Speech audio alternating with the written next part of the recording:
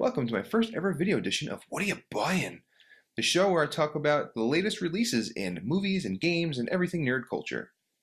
First, let's get to the movies. The first film is about a young adult who is thrust into the world of blood and chaos. The other is The Kingsman. That tampon scene in 50 Shades, am I right? Ooh, so I've heard. Anyway, 50 Shades of Grey may not include that scene in the movie, but what it does have is a startlingly low Metacritic score.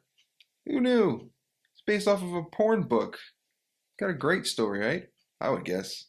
Well, I guess the main character's not the only one sucking this weekend.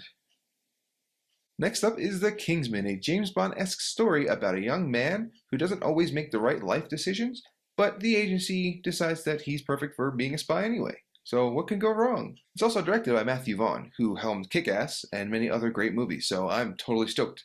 Definitely going to see that this weekend. Music! Well, I'm totally ignoring this portion of the show until they come out with music that doesn't squarely apply to hipsters or people in their teens and 20s trying to be cool. I don't dig it. Now it's time for video games. This week saw the release of the most anticipated multiplayer game of the year. I'm talking about Checkers 2015, yeah! Not only is it riveting, but nobody on the other end is going to be cursing you out. That's a plus, right? No, I'm talking about Evolve, the 4v1 multiplayer game that pits 4 human characters against one monster with the task of taking that monster out. Kinda sounds like me when I drink too much. Anyway, Evolve is a truly unique concept. It forces players to work together. If you don't work together, you die and the game is over. It's pretty awesome. It's really hard to get into first, but it is awesome, trust me. I played quite a few hours of it. I suck at the game, but it is some of the most fun multiplayer I've ever played. Working together is some of the coolest moments you'll have in a game, so enjoy it. If you're interested in anything other than Call of Duty or the just regular common shooting games, then you'll be totally down for this. It's awesome. There's also a pretty neat campaign mode for anyone who's spending Valentine's Day playing with themselves. Now it's time for television.